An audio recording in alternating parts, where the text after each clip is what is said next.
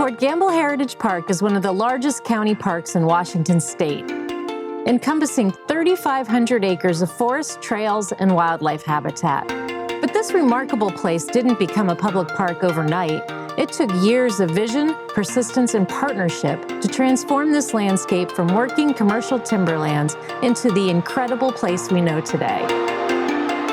So how did it happen and what's next? On today's Commissioner's Corner, we're talking with Parks Director Alex Wisnewski about how we got here, what makes this place so special, and where we're headed in the future.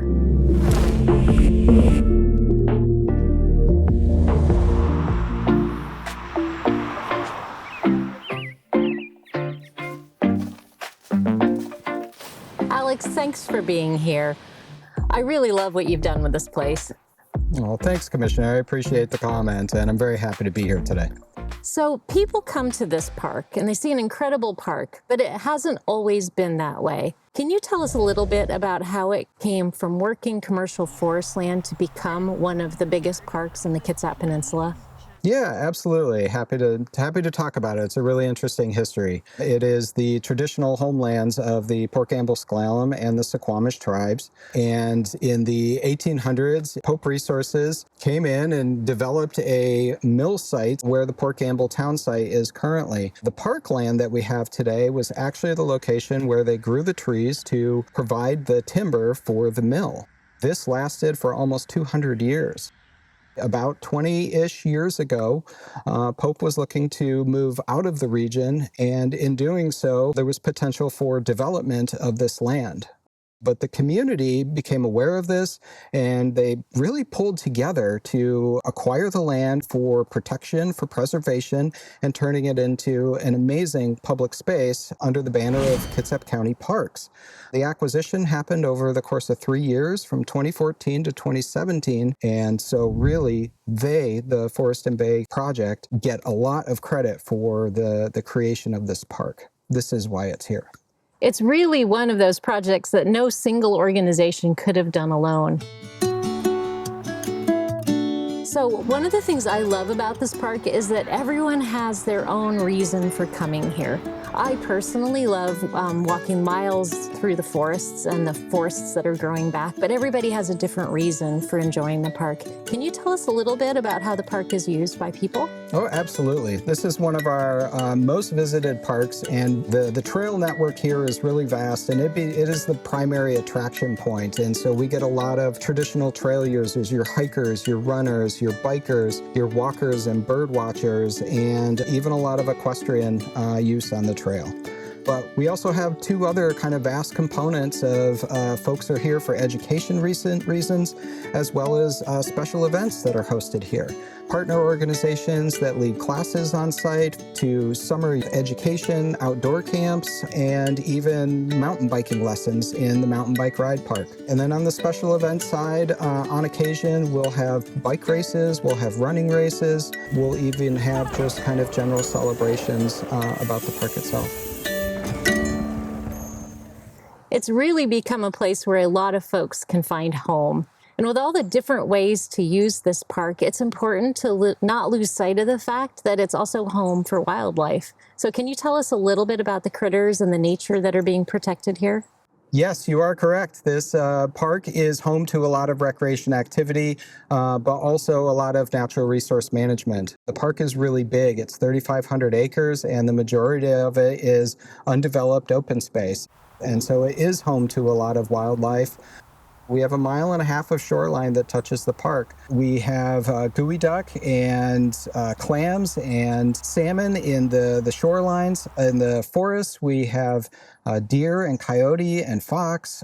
We also have beaver and little critters like frogs and banana slugs. And the occasional mountain lion and bear, right? Yes, very good point. There are sightings of bear and cougar moving through the area as well. Every observation and discovery helps us build a better understanding of how wildlife is using the park and where we should focus future conservation and restoration efforts. That's a great reminder that this isn't just a place to come enjoy nature, but it's also a place where we can still help to protect it and bring it back. On that note, this park is unusual in that it is still being used by the timber company for commercial harvesting. Can you tell us a little bit about the history of why that is and what the timeline is? Yeah, that's actually a really interesting topic, and it is very unique to really any local public space, such as the park here, to have active timber activities that are ongoing. When the park was acquired in the 2014 to 2017 range, the community, through their fundraising efforts, had to make a difficult decision. They weren't able to raise enough money to acquire both all the land plus all the trees on all of the land. And so the decision was either, on one hand, they could purchase land plus trees and own it 100% outright, but the park footprint would have been much smaller. Or, on the flip side, and this is where we ended up today, was to purchase as much land as they possibly could, but still allow timber harvesting to occur in the park one more time over the course of 25 years through 2042. And this is the option that they chose. And the reason for that was not thinking about how do we get the perfect park today, but really about we're going to replant the trees after they get clear cut, and eventually they will grow up, this will be reforested, and we will have an amazing park in the future. So the actions and decisions that were made today are really intended for what this park is going to become for all of us later in the future. So the exciting part of that is that this park is still evolving. There's still more to come. There's still ways for people to get involved in shaping it, helping to protect it. So can you tell folks who are watching how they can be involved? Yeah, absolutely.